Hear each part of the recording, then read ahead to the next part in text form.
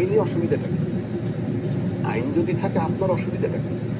সৌদিরও তো আছে, চুরি করলে হাত কেটে দেয়। সৌদি লোকের কি হাত নাই? সৌদি লোকের কি হাত নাই? আপনি চুরি করলেন, হাত কাটবে। কথার কথা বলছি, আইনে আপনার কি আসে যায়? ইফ ইউ আর, আপনি তো একটা ক্লিন মানুষ হন, ইফ ইউ আর ক্লিন, আইন হোক না যে এখন তুলে নিয়ে গুলি করে ফেলবে যে এইটা করলে, এটা করবেন না। কিন্তু আমরা দেখতেছি অচল অবস্থা, এবং কেউ কেউ বলছেন এই আইন করতে পারবে না। সরকারের সাথে প্রজাতন্ত্রের কর্মচারীর সম্পর্কটা হবে master and servant, in between কিচ্ছু নাই।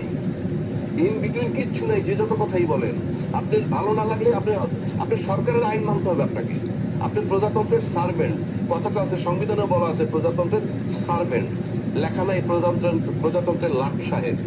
কিন্তু আমাদের দেশের সব প্রজাতন্ত্রের যারা বড় শ্রেণীর নিয়ে, তারা কিন্তু একটা পর্যায়ে লাট সাহেব হয়ে যান। আপনি দেখবেন বিগত 16 বছরের কথা যদি বলেন, যে সচিবালয় সচিবদের এটিচিউড আমরা দেখছি, বড় বড় আমাদের এটিচিউড দেখিনি।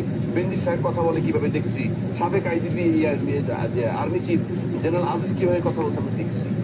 এই দেশে থাকি তো আমরা, মানে মানুষ মনে করে কি যা বলতেছে তাই বললেই বোধহয় হয়ে গেল। আর